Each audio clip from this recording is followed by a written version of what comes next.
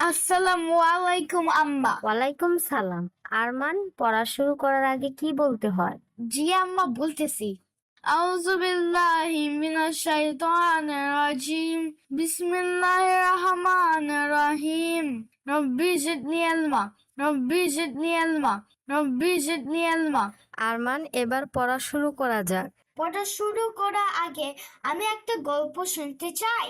পড়া শুরু করার আগে আমি একটা গল্প শুনতে চাই। তুমি এই কথাটি ইংলিশে বলো। Before I start reading, I would like to hear a story. আমার প্রতিদিন পড়াশোনা করতে একঘেয়েমি লাগে। I find it boring to study every day. Good job. আমি বড় হয়ে ডাক্তার হব, তাই আমাকে ভালো করে পড়াশোনা করতে হবে। I will become a doctor when I grow up, so I have to study. Now tell me a story. চালাক শিয়াল ও বোকা কুমিরের গল্প।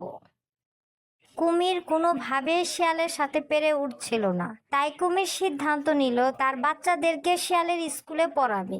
সেই মোতাবেক বাচ্চাদের নিয়ে শিয়ালের কাছে রওনা হলো। শিয়াল ভাই, আমার বাচ্চাদের তোমার কাছে পড়াতে চাই, যেন ওরা বড় হয়ে কিছু করে খেতে পারে।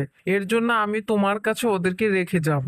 কুমিরনি, তুমি কোনো চিন্তা করো না, আমি ওদেরকে এমন পড়া পড়াবো যেন ওরা মানুষের মতো মানুষ হয়।